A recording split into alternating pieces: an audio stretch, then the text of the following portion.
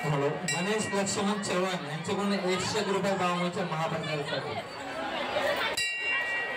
ज्या ज्या भक्तांचं दर्शन झालेलं आहे त्यांनी मंदिरात गर्दी करू नये.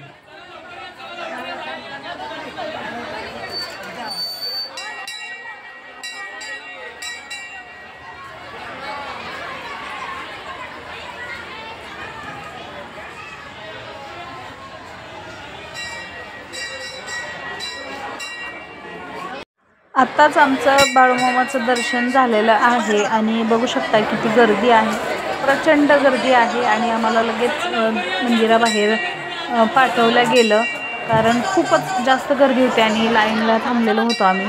चला तर म्हटलं आपण निघूयात बाहेर. आता बाहेर पण गर्दी बघू शकताय तुम्ही. आणि हे वटवृक्षाचं झाड आहे बरं का, एवढं मोठंच्या मोठं. आणि ह्याच्या पलीकडे एक गाई बांधली होती आणि सर्वजण त्याला हात लावत होते. एवढी सगळी गर्दी असताना सुद्धा ती गाई काही करत नव्हती. चला तर आपण जाऊया तिकडे. महाप्रसादाची सगळी सोय केलेली होती, हे बघू शकताय. गाई होती आणि सर्वजण दर्शन घेत होते. आम्ही पण घेतलं, नयननी पण घेतलं. काही सुद्धा करत नव्हती. एवढ्या सगळ्या गर्दीमध्ये सुद्धा शांत उभा राहिली होती. आणि एवढी महाप्रसादाचे जवळपास 2,000 लोक असतील कदाचित, एवढी गर्दी होती. म्हणून आम्ही महाप्रसादासाठी थांबलो नाही. आम्ही दर्शन घेतलं आणि घरी निघालो.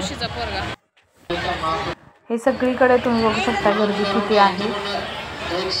असं वाटत होतं की खरंच आम्ही आदमापुरातच आलो. एवढं तर जायचं होतं आम्हाला त्या दिवशी, पण काही कारणानिमित्त आम्हाला जायला नाही जमलं. हे बघू शकताय गर्दी. आणि आम्ही आता निघालोत घरी.